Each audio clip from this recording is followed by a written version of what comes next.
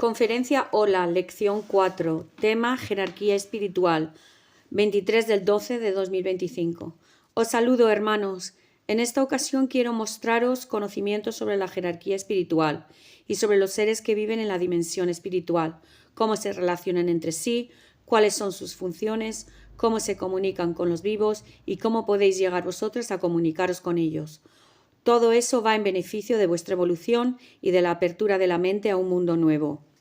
Vamos a ir en primer lugar haciendo una jerarquía más o menos precisa, porque en este caso las jerarquías son un concepto erróneo, llevan a confusión, pero cuando haya cierta confusión lo aclararé. En primer lugar está el Padre, el poder omnipresente, el conocimiento máximo, la luz del universo, la energía que lo envuelve a todo y que lo anima, es la mente creadora de todo lo que existe. Para que el Padre pueda existir, crear todo lo que existe en el universo y para que funcionen todos los mecanismos que hace que funcionen, existe otra energía, otra mente. La podéis definir como la mente femenina o la energía creadora. Es la energía que utiliza el Padre, que es la mente creadora para crear todo lo existente. La energía femenina son los ladrillos que utiliza el Padre para crear todo lo que existe. También se encarga la mente creadora, el Padre, de crear las relaciones entre los elementos que componen la realidad. Como producto de esa unión nace el mismo universo visible e invisible que podéis observar. El invisible no lo podéis observar, pero poco a poco seréis más los capaces de observarlo. Esto, para que lo entendáis, es como el misterio de la Santísima Trinidad. El Padre, o sea Dios, es la mente creativa. El Espíritu Santo es la energía creadora, que hace que la mente creativa pueda crear el universo. Es la energía femenina, tiene su propia mente, que tiene que trabajar de forma coordinada con el Padre. Y como producto de esa unión se produce el universo dentro de su infinita variedad, que sería el Hijo. Hacer separaciones en este caso es bastante erróneo, pero para que los humanos como vosotros podáis entenderlo, es una forma sencilla de verlo, pero que en realidad no es así. En la realidad no hay separación. Los tres elementos están por separado, pero la unión es muy íntima. Sabiendo esto, se entiende mejor cómo funciona la jerarquía espiritual, cómo evoluciona, cómo se relacionan entre sí y cómo se relacionan con el universo físico que podéis ver. Para que podáis entender lo que digo, aunque sea un poco erróneo, por debajo del Padre, el Espíritu Santo y el Hijo o la mente creativa, mente creadora y el producto de la unión.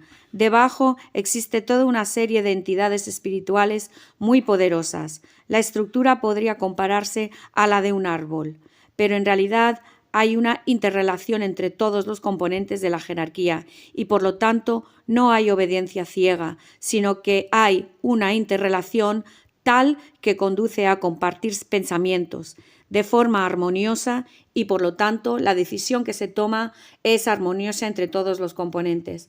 Por lo tanto no existe dictadura como en el caso de los humanos vivos.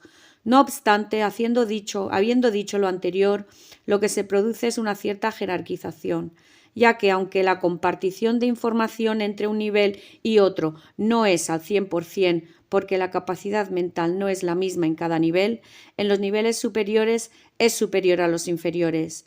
Ello hace que haya cierta jerarquía, pero debido a la capacidad mental menguante en el nivel inferior con respecto al superior. El superior siempre tendrá mayor capacidad de absorción de información y compartimentar de información a la vez, que es el procesamiento, y el nivel inferior no será tan capaz de realizar esa función.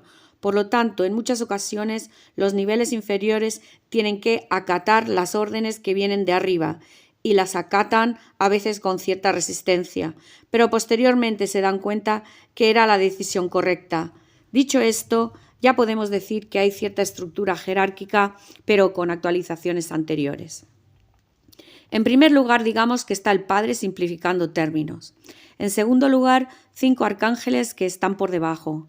Cada uno se encarga de cierta parte del universo, pero a su vez se interrelacionan porque las decisiones suelen influir en el resto de las partes del universo. Hay una realimentación constante de la información y eso a este nivel suele ser fácil porque tienen una capacidad mental grande y bastante parecida.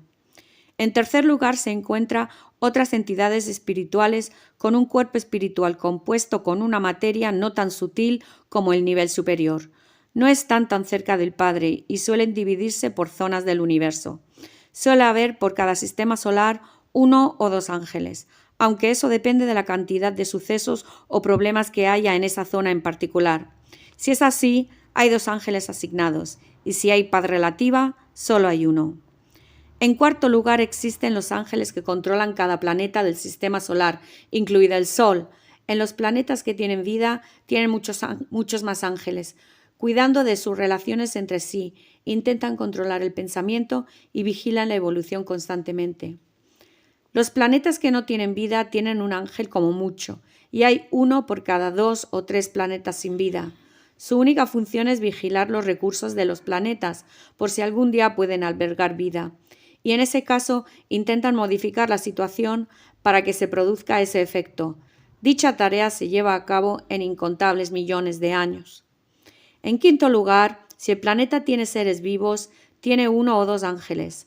Si existen seres inteligentes que puedan acercarse al Padre, a su conocimiento y a vivir su vida dentro de la energía del Padre y tener conciencia de su existencia, en ese caso hay entidades espirituales que están en medio de los seres vivos y que se ocupan de su quehacer diario, mantenimiento, vigilancia y ayudar en sus funciones, pero siempre dentro de lo que se prescribe como el plan divino creado por el Padre.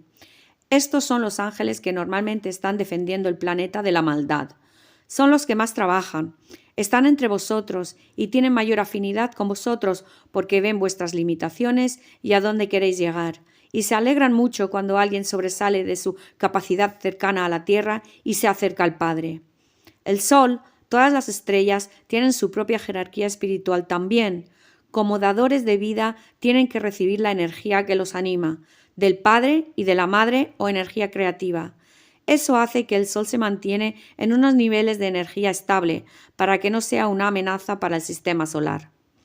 También estos ángeles se ocupan de los seres vivos que hay en el sistema solar, pero solo se ocupan como mensajeros de los deseos de los seres vivos. Los ángeles más cercanos a vosotros se ocupan de esa función, pero son complementarios. Los habitantes del Sol, de las estrellas, se ocupan de hacer llegar los deseos de los seres vivos al Padre o a una jerarquía superior a la que está en la Tierra, y suelen tener más fuerza que los ángeles que existen en la Tierra con vosotros. Y, desafortunadamente, nadie recordáis que en el Sol hay entidades espirituales que os están ayudando y que mantienen el sistema solar en equilibrio.